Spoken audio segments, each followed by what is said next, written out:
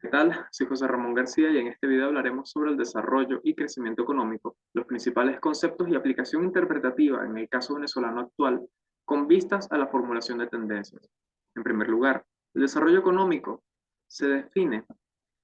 como la capacidad que tiene un país o región para producir y obtener riqueza. Esto comprende todos los elementos macroeconómicos interactuando sobre los cuales el sector privado y el PIB toman protagonismo como principales indicadores de la renta, balanceando los procesos que buscan una distribución adecuada de las riquezas y que la calidad de vida sea suficientemente buena. Sin embargo, en el desarrollo económico es un proceso de transformación estructural que requiere de la mejora y control constante del sistema económico, de modo que todos los sectores productivos crezcan de manera equitativa y sostenible en el futuro, en función de la estabilidad monetaria institucional, social y gubernamental. En tanto, sus objetivos son distribuir equitativamente la renta, disminuir la pobreza, buenas condiciones laborales y mejorar la calidad de vida colectiva. Pero particularmente, un buen signo de desarrollo económico, en mi opinión, es la buena relación y roles que el país tenga con sus aliados internacionales, en vista de tener un contexto globalizado de la economía.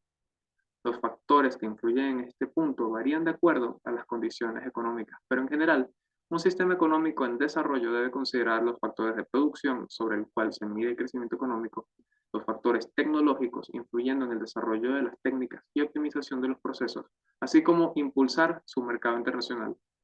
factores dirigidos al desarrollo humano, como la educación, salud, tasa de empleo, salario mínimo, etc.,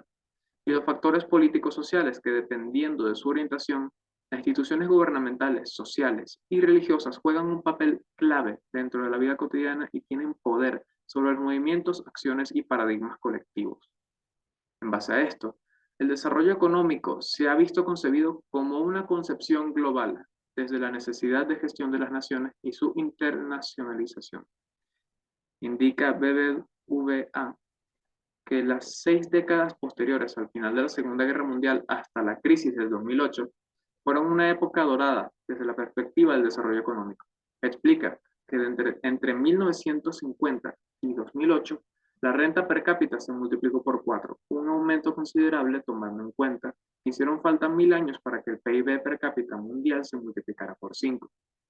Sin embargo, desde entonces, el índice de finalización de la educación primaria pasó del 70% en 1970 al 90% a finales de la segunda década del siglo XXI. En el último cuarto de siglo, la mortalidad materna se ha reducido pasando de 400 a 200 muertes por cada 100.000 niños que nacen vivos. Y la mortalidad infantil representa un cuarto de lo que había sido hace medio siglo. Y esto solo representa mejoras del sistema social apoyado en el desarrollo económico. Sin embargo, aún se presenta desigualdad entre los habitantes del planeta, al cual se les atribuye, según BBVA, el desfase de las rentas medias per cápita y el desfase entre países ricos y pobres, cuyo posible causante se hubiera desarrollado más adelante en este video. Actualmente, se ven reflejadas las tendencias del pasado lejano y el reciente,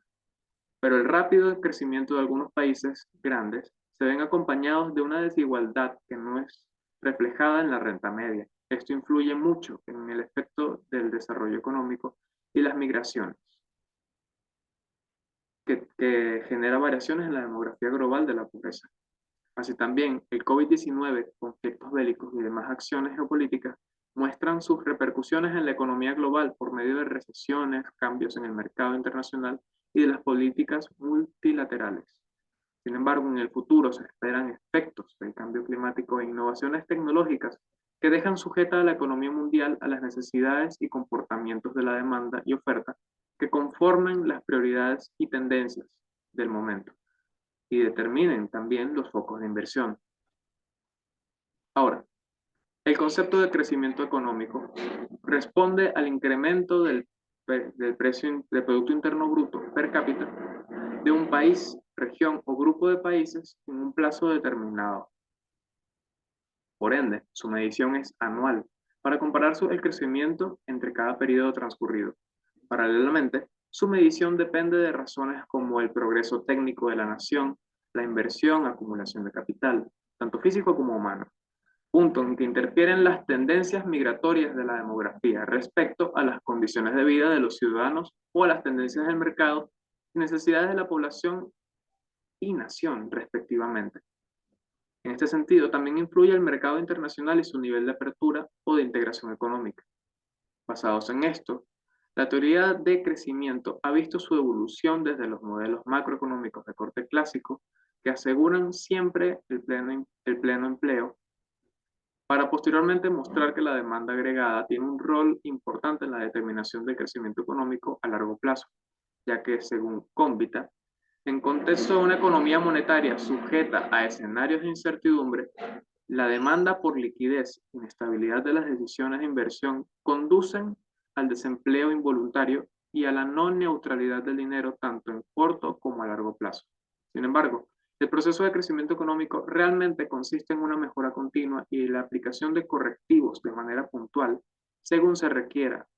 sin darle el papel protagónico a ninguno de los dos. Ahora, aplicando estos dos conceptos en Venezuela, tras haber tenido un ascenso del PIB hasta 1977,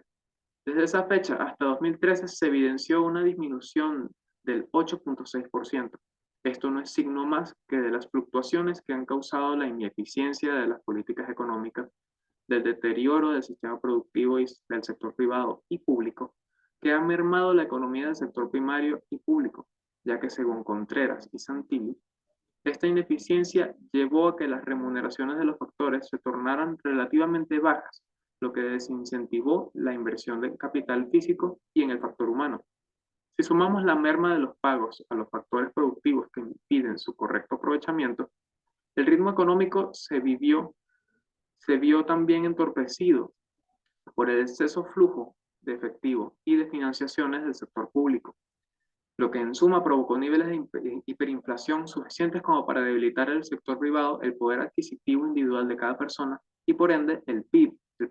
Producto Interno Bruto, y que aumenta mucho más la pobreza del país y de sus servicios públicos. Sin embargo, las estadísticas indican que actualmente las condiciones económicas parecen haber mejorado, con base al crecimiento económico del periodo de enero a septiembre de 2022, crecimiento cuantificado al 17,73% respecto al 2021. Estos pronósticos van de la mano con una tasa de inflación que alcanzó el 20,2% a la fecha de febrero de 2023 y con una tasa anual de 537% de inflación, tasa relativamente favorable tomando en cuenta que el tope de inflación llegó a los 130.060,20% en la tasa anual de 2018 y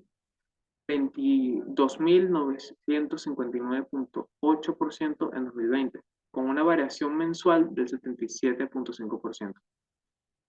Así también, entre 2022 y 2023, el turismo principalmente de ciudadanos rusos, debido a las restricciones políticas por conflictos bélicos, ha conformado el 0,1% del Producto Interno Bruto de Venezuela, lo cual establece un potencial y apertura a la inversión del sector turístico, por lo que se estimó un crecimiento del Producto Interno Bruto para el año 2023 del 5,4% según la Comisión Económica para América Latina. Esto como resultado de la eliminación de algunos de los controles debido a las sanciones de comercio exterior, la dolarización de facto del mercado y el sector privado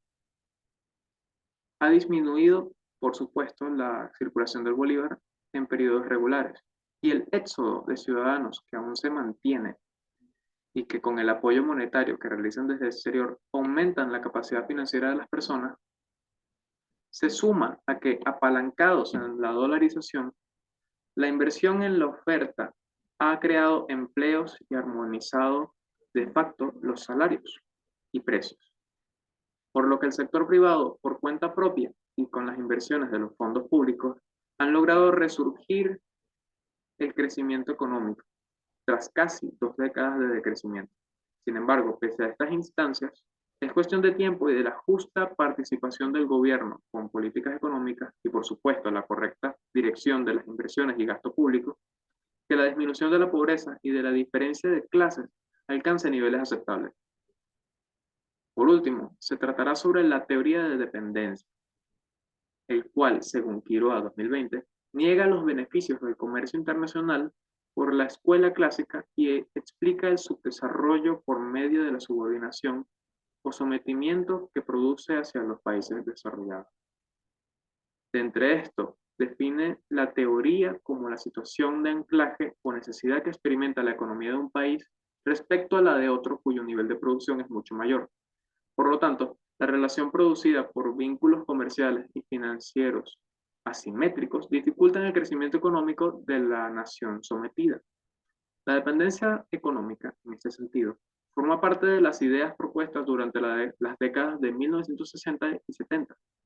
como explicación a las dificultades que enfrentaban las naciones del llamado Tercer Mundo en su camino a la industrialización. Explica que entre las amplias desigualdades entre los países ricos y pobres, como herencia del mundo colonial de siglos pasados, los ingresos de la nación recesiva no se comparan con los precios de oferta de países desarrollados. Un ejemplo es la competencia comercial entre China y Estados Unidos a inicios del siglo XXI.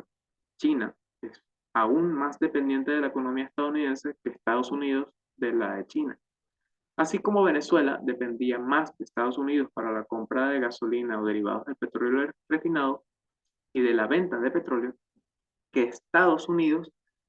de la compra del petróleo de Venezuela. Y que los efectos de la desigualdad se denotaron cuando las sanciones afectaron negativamente en el comercio petrolero y que dejó un deterioro crónico constante a las empresas públicas respectivas y sus instalaciones. En este sentido, la desigualdad se causa por una falta de diversificación productiva, claramente, en que su autonomía se vea asegurada y que en distintos grados pueden sacar adelante la economía de un país. Muchas gracias por su atención y estas son las referencias utilizadas.